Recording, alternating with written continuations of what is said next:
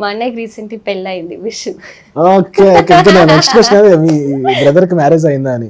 మీరే వదిన మీరే చూస్ చేశారా?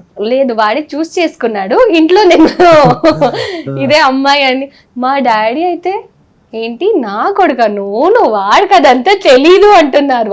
అన్నయ్య గురించి నాకు కదా తెలుసు. లైక్ నో పప్పా, ఈ అమ్మాయి షీ యాక్చువల్లీ సర్ప్రైజ్డ్ హిమ్. ఒకసారి ఇంటికి వస్తే సర్ప్రైజ్ చేసింది అనమాట. మా మమ్మీ డాడీ కూడా ఉన్నారు.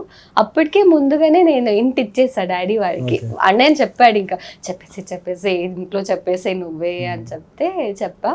ఇంకా తను కూడా వచ్చింది. తను వస్తే ఇంకా మీరు ఎప్పుడు ఇస్తారు మీ అన్నయ్యకి సర్ప్రైజ్?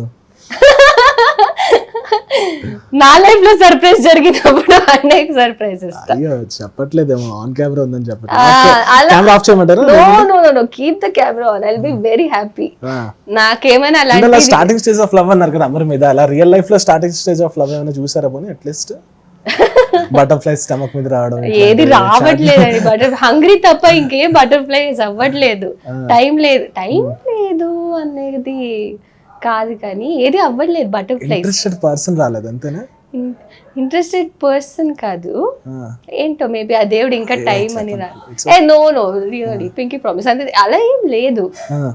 ఉంటే చెప్పడానికి నాకు ఐఎమ్ నాట్ అ పర్సన్ ఇక్కడ ఓకే నేను హైడ్ చేయాలి ఇది చేయాలి. డెఫినెట్లీ మా అన్నయ్యకి ఫస్ట్ తెలిసి ఉంటుంది. మమ్మీ డాడీకి కొంచెం హింట్ కూడా ఇచ్చేస్తా అప్పటికే. So it is not like I want to ఈ ఫీల్డ్ లోకి వచ్చిన తర్వాత కూడా ఎవరు కనిపించలేదా అంతలాగా? లేదు. చాలా మంది క్వశ్చన్ అడిగారు కానీ అలా ఏదైనా అంత మరి అనిపించలేదు. ఏదో దాస్తున్నారు, మీకు తెలియదు ఏం లేదు.